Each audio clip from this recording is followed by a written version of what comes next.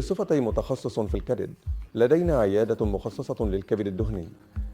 هذا الكبد الدهني غير الكحولي الذي نسميه الآن الكبد الدهني الأيضي هو مشكلة شائعة جدا.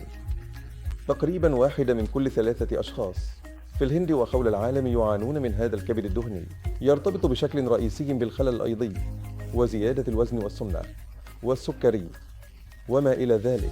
ما هو مهم معرفته هو أن حوالي 20 إلى 25% من المرضى الذين يعانون من الكبد الدهني يمكن أن يتعرضوا لتلف في الكبد، ويمكن أن يكون صامتا وينتهي بتليف الكبد، وهو حالة خطيرة جدا قد تحتاج أحيانا إلى زراعة كبد. لذلك نهدف إلى اكتشاف هؤلاء المرضى في مرحلة مبكرة، ومن أجل ذلك لدينا عيادة مخصصة للكبد الدهني حيث يتم العناية بجميع جوانب الكبد الدهني بما في ذلك الحالات الأخرى مثل السكري والسمنة، إما من خلال النصائح حول النظام الغذائي ونمط الحياة أو من خلال الأدوية.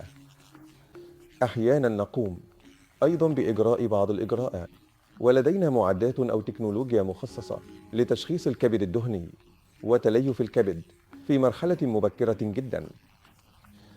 لدينا أحدث نسخة من الجهاز المسمى فيبروسكان، وهو الأداة الأكثر توصية للتحقيق في حالة الكبد الدهني.